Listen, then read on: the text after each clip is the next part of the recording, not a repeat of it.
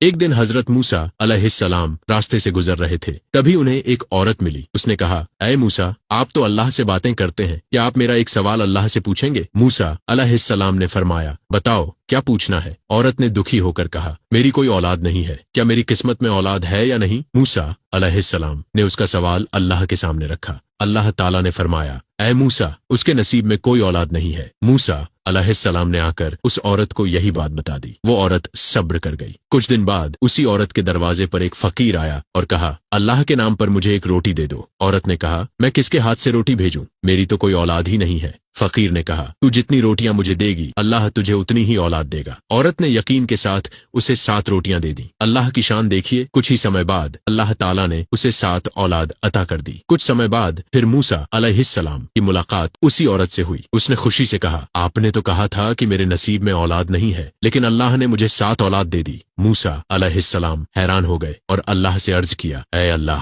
تو نے تو کہا تھا کہ اس کے نصیب میں اولاد نہیں، پھر اسے 7 اولاد کیسے دے دی؟ اللہ تعالیٰ نے فرمایا، اے موسیٰ، میرے لیے انسان کا گوشت لاؤ۔ موسیٰ علیہ السلام شہر میں گئے، لیکن کوئی بھی انسان اپنا گوشت دینے کو تیار نہیں ہوا۔ آخرکار وہ ایک تپتے ریگستان میں پہنچے، جہاں ایک فقیر گرم ریت پر لیٹا ہوا اللہ اللہ کر رہا تھا۔ موسیٰ علیہ السلام نے اپنی پریشانی بتائی۔ فقیر نے کہا، اگر اللہ کے لیے چاہیے تو میں دیتا ہوں، اور اس نے اپنے جسم کا گوشت کاٹ کر موسیٰ علیہ السلام کو دے دیا۔ موسیٰ علیہ السلام اسے لے کر اللہ کے پاس پہنچے۔ اللہ نے فرمایا، اے موسیٰ، یہ گوشت تمہیں کس نے دیا؟ موسیٰ علیہ السلام نے بتایا، ایک فقیر نے جو تپتی ریت پر لیٹا ہوا تیرا نام لے رہا تھا۔ تب اللہ تعالیٰ نے فرمایا، اے موسیٰ، گوشت تو تمہارے پاس بھی تھا، تم نے اپنا کیوں نہیں دیا؟ اور آگے فرمایا، اس عورت کو جو اولاد دی گئی وہ اسی فقیر کی سچی دعا کی وجہ سے دی گئی ہے۔ اب تم ہی بتاؤ، میں اپنے ایسے بندے کی دعا کو کیسے ٹھکرا دیتا؟